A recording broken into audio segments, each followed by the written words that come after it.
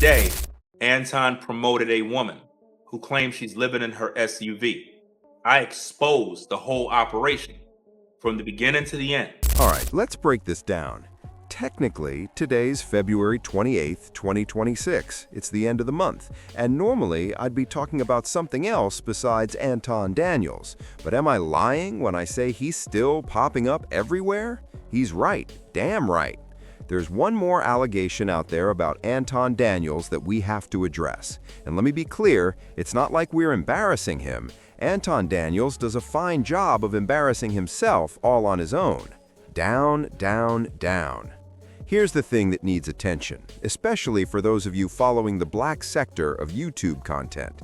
Once a creator gets traction, it's easy to reinvent their image. Suddenly, they're out here claiming they hold the keys to your financial future.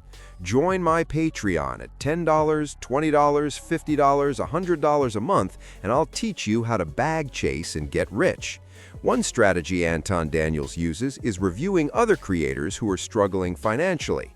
People going homeless, living in their cars, quitting YouTube, going back to a 9-to-5. He can spin that content to reposition himself as the person who can help you avoid those disasters. That's central to what he does. These videos perform because doom and gloom content works. It taps into fear, and it creates doubt in the minds of viewers. I don't want to end up like that. I want to be someone else. And who's that someone else? Anton Daniels. He's right.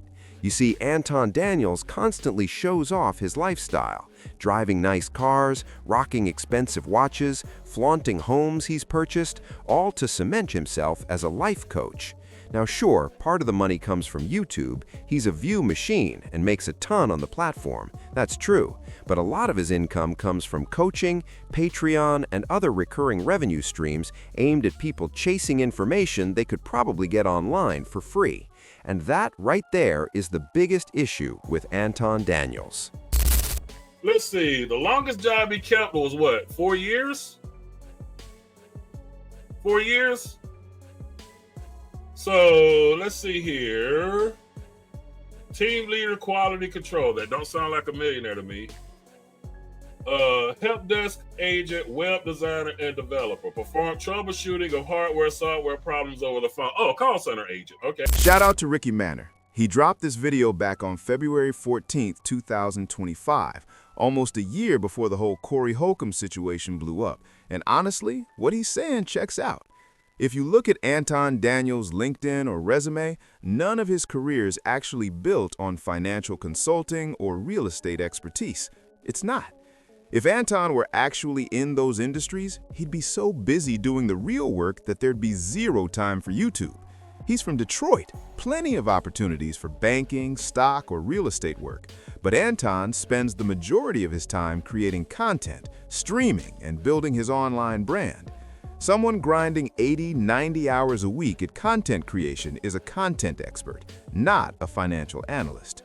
Same with me.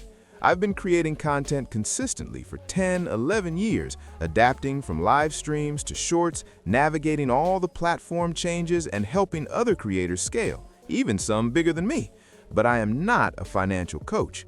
Even if I were making $500,000 a month, it's because I'm good at content, not because I have credentials to tell you how to chase bags. Claiming otherwise? That's a lie. Second point. Some of the content Anton Daniels reacts to may not always be 100% true. I'm not saying he intentionally targets scammers or fake homelessness stories, but reactions don't always reflect the full reality. This allegation comes from a longtime YouTuber, Ringo TV Raw. Stop and give credit. Ringo TV Raw was one of the first people to give me confidence to keep pushing in this career. By 2015-2016, when I started, he had already been grinding since the late 2000s, early 2010s. Gotta give him his flowers. He told me to stay on the journey, and that meant a lot. Even though we haven't talked in a while, and yes, he's controversial in the community, he's never offended me. Respect where it's due. Round of applause for Ringo TV Raw. And now, he's the one bringing up this particular allegation. The viewer understand that this woman is not living in her SUV. Guys, I'm inside of a house. When it is cold outside and I get up in the morning, It'd be 45 degrees downstairs. Upstairs, it might be 50 degrees. Do you understand me? You know what 45 degrees feel like in a house? Cold. So here's what he's saying. Anton Daniels is promoting a woman on his platform. Most likely, this is a reaction video. The woman claims she's homeless, living out of her car in freezing weather. Now, this isn't a new tactic. Other creators have done the same thing, and sometimes it's not true. Back around 2015, 2016, there was a content creator named Tanya TKO who said she was living in her car. Nobody really knew if it was legit, but it's the kind of story that some creators drop to get sympathy or even some cash from viewers. And then he goes on to say this. Way a woman is living in her car in 7 to 2 degree weather in a vehicle. There's no way. You will die in your car. Hypothermia will kick in. You will die in your car. So what he's pointing out is pretty serious. One of the reasons you can't just live in a car like that is because you'd literally risk dying from hypothermia. He mentions he's somewhere on the East Coast, maybe New York, but either way, even inside his own home, it gets freezing. So how could anyone survive in a car out there? That's the point he's making. And then Vinny follows up with this. Expose the truth. Up to now, none of these YouTubers talked about it. You would think that because Ringo aired this thing out, that they would want to know what's going on with this Grift, and they would tag along and be like, yo, I'm going to react to what Ringo said. Yo, that's crazy, man. He really did promote a Grift. None of them spoke about it. You know why? They all getting paid under the table. Okay, so here's what's going on. He's saying content creators didn't really push back on Anton Daniels' claims because either we're all getting paid by him or because of some conspiracy, like Anton is somehow controlling the narrative. Honestly, that feels more like a tinfoil hat theory than reality. But I do get the larger point. The reason he frames this as a scam is because of how Anton Daniels positions himself. He sells the image of being a successful business person, a hard-working guy, someone with money and assets. And yeah, you can't deny he has those things, but they're not from a traditional business career. Anton made his money, like me, from content creation. No shame in that. If I weren't on YouTube, would I be at the level I'm at now? Probably not. I might be successful somewhere else, but the lifestyle, the reach, everything would be totally different. YouTube is a platform where consistency pays off. You keep posting, keep showing up, and you grow. Anton Daniels didn't hit success overnight. He put in years, probably over a decade, before he really broke through. If he had been making serious money in real estate or finance, he wouldn't have dedicated that much time to YouTube.